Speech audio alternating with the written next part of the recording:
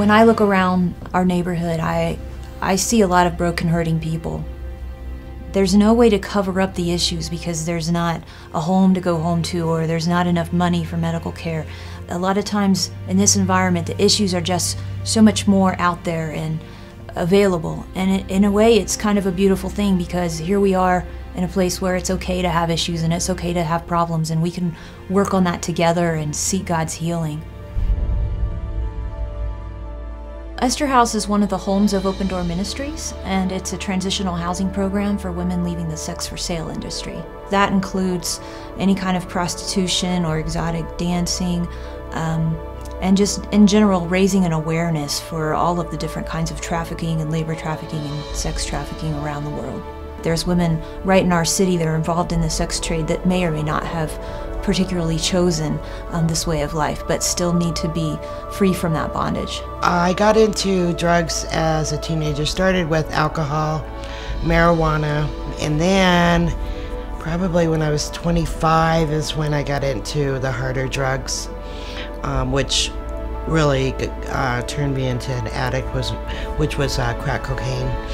From there on, that was my drug of choice. It's basically just a circle of 24/7 just chasing the drug and going from one home to another, and I was having to depend on men to stay with them.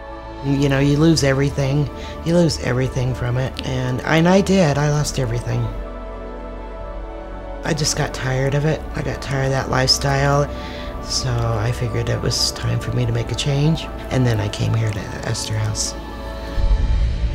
Cheryl's been in the program for just over a year, and she's got a good 13 months or so sobriety, and she's just become kind of a model resident in our house. Some of the responsibilities here at the Esther House are we have curfew, we have chores, we're responsible for paying rent.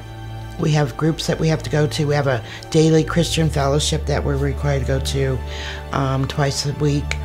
And of course, church on Sundays. Ever since she moved in, she's been full force, just seeking her recovery and seeking the love of Christ, and just very committed to this process.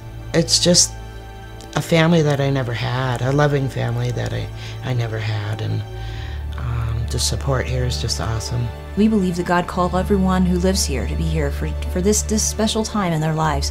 In fact, right now we're doing a special Bible study, and we're walking through the book of Esther, and we're doing some special spa nights and things like that, just to learn more about the meaning of Queen Esther and her life and her influence, the way that she was able to rescue her people. And I believe that every woman that lives in Esther House will make that big of an impact on their world once they are able to receive Christ's love and meet their goals. I'm blessed. I'm blessed that God is using me and that He does have plans for me.